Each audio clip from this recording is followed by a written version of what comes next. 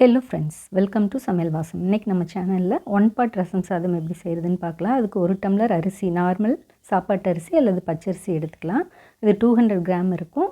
அதுலேயே 1/4 டம்ளர் துவரம் பருப்பு எடுத்திருக்கேன். அதை 3 டைம் நல்லா வாஷ் பண்ணிவிட்டு கொஞ்சம் தண்ணி விட்டு இதை அப்படியே மூடி வச்சிடலாம். இது ஒரு 1 ஹவர் ஊறிச்சு அப்படின்னா நல்லா குழஞ்சி வரும் ரசம் சாதம். அப்படி இல்லைன்னா அட்லீஸ்ட் 1/2 அன் ஹவராவது ஊற வச்சுருங்க. ஒரு சின்ன நெல்லிக்காய் சைஸ் புளி எடுத்திருக்கேன். அதை க்ளீன் பண்ணி எடுத்துக்கலாம்.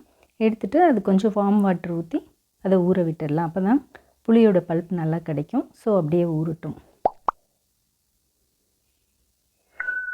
இப்போ ஒரு மிக்ஸி ஜாரில் 1/2 டீஸ்பூன் மல்லி விதை, 1 டீஸ்பூன் மிளகு, 1 1/2 டீஸ்பூன் சீரகம் சேர்த்துருக்கேன். கூடவே காஞ்ச மிளகாய் 3 சேர்த்துருக்கேன். கொஞ்சமாக கருவேப்பிலை, மல்லி இலையும் மல்லி இலையோட தண்டுகள் இருந்தால் சேர்த்துக்கோங்க. அது ஃப்ளேவர் நல்லாயிருக்கும் ரசத்துக்கு. நான் சின்ன பல் பூண்டுங்கனால 6-7 பூண்டு சேர்த்துருக்கேன். பெரிய பல்லாக இருந்தால் 4 பல் சேர்த்துக்கோங்க போதும். இதை அப்படியே மிக்ஸி ஜாரில் க்ரஷ் பண்ணி எடுத்து வச்சிடலாம். பல்ஸ் மோடில் சுற்றி எடுத்து வச்சுட்டேன். இப்போ பாருங்கள், ஒரு 10 to 15 மினிட்ஸ் புளி நல்லா ஊறிடுச்சு. அதை நல்லா தண்ணி விட்டு கரைச்சி எடுத்து வச்சிடலாம். இப்போ கரைச்சாச்சு. அது கை வச்சு வடிச்சிட்டு எவ்வளோ டம்ளர் இருக்குது தண்ணி மெஷர்மெண்ட் எடுக்கணும். ஸோ புளி தண்ணி ஃபஸ்ட்டு எவ்வளோ இருக்குதுன்னு பார்த்துக்கலாம். ஒரு பவுலில் சேர்த்துக்கலாம். இப்போ பார்த்திங்கன்னா நான் கரைச்சி எடுத்த புளி பார்த்திங்கன்னா 2 டம்ளர் இருக்குது. இந்த டம்ளர் தான் அரிசி பருப்புலாம் எடுத்தோம் இல்லையா, அதனால் அதே டம்ளரில் எடுத்துக்கிறேன். இப்போது 4 டம்ளர் நார்மல் வாட்டர் சேர்த்துருக்கேன். மொத்தமாக 2 டம்ளர் புளி தண்ணி, 4 டம்ளர் நார்மல் வாட்டர், மொத்தமாக 6 டம்ளர் தண்ணி கணக்கு எடுத்திருக்கேன். அது அப்படியே இருக்கட்டும். இப்போ ஒரு குக்கர் ஹீட் பண்ணிவிட்டு அதில் 1 டேபிள் ஸ்பூன் அளவு ஆயில் சேர்த்துக்கலாம். ஆயில் ஹீட் ஆகி கொஞ்சமாக கடுகு சேர்த்ததும், கடுகு பொரிஞ்சு வந்ததும் கூடவே கொஞ்சம் கருவேப்பிலை சேர்த்துக்கலாம். 2 சின்ன வெங்காயம் கட் பண்ணி சேர்த்துருக்கேன். உங்களுக்கு வெங்காயம் சேர்க்குற பழக்கம் இல்லைன்னா ஸ்கிப் பண்ணிக்கலாம். கூடவே 2 வரமிளகாய் கிள்ளி சேர்த்துட்டு க்ரஷ் பண்ணி வச்சுருந்த மிளகு சீரகமெல்லாம் அரைச்சி வச்சுருந்தோம்ல ரசத்துக்கு, அதை இதில் சேர்த்துடலாம்.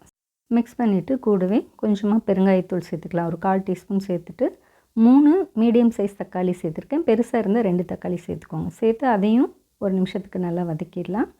இப்போ நம்ம எடுத்து வச்சுருந்த புளி தண்ணி எடுத்து வச்சோம்ல 6 டம்ளர், 1 டம்ளர் அரிசி, 1/4 டம்ளர் பருப்புக்கு 6 டம்ளர் தண்ணி வச்சுருக்கேன். அதை சேர்த்துட்டு இதுக்கு தேவையான அளவு உப்பு சேர்த்துடலாம். கூடவே 1 டீஸ்பூன் மஞ்சள் தூள், இதெல்லாம் நல்லா மிக்ஸ் பண்ணிவிட்டு 1 டீஸ்பூன் நாட்டு சர்க்கரை சேர்க்குறேன். அல்லது சின்ன துண்டு வெல்லம் இருந்தால் சேர்த்துக்கோங்க. அதுவும் இல்லைன்னா டீஸ்பூன் ஒயிட் சுகர் சேர்த்து நல்லா கொதிக்க விட்டுடுங்க. இப்போ தண்ணி நல்லா கொதிச்சு வந்ததும் நம்ம ஊற வச்சுருந்த அரிசி பருப்பு இதில் சேர்த்துட்டு இப்போ உப்பு செக் பண்ணுங்கள். உப்பு பத்தலை, ஸோ இன்னும் கொஞ்சம் ஆட் பண்ணிக்கிறேன். சாதத்துக்கு தகுந்த உப்பு இதில் சேர்த்துடலாம். கூடவே இன்னும் கொஞ்சம் மல்லி தண்டு இருந்தால் சேர்த்துக்கோங்க. சேர்த்துட்டு குக்கர் மூடி போட்டு 5 விசில் மீடியம் ஃப்ளேமில் விட்டுருங்க.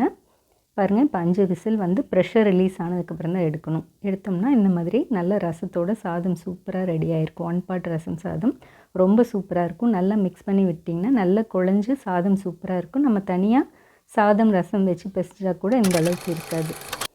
கோல்டு இருக்கப்பெல்லாம் இந்த மாதிரி செஞ்சோம்னா நல்லாயிருக்கும் சாப்பிட்றதுக்கு. நைட்டுக்கு இந்த மாதிரி நம்ம டின்னருக்கு கூட செய்யலாம். டைஜஷன் கம்ப்ளைண்ட் எதுவும் இருக்காது. ரொம்ப ஹெல்த்தியான ஃபுட்டாக இருக்கும். ரொம்ப டேஸ்ட்டாக இருக்கும். கண்டிப்பாக நீங்களும் ட்ரை பண்ணி பார்த்துட்டு உங்களுடைய கமெண்ட்ஸை ஷேர் பண்ணுங்கள். தேங்க்யூ.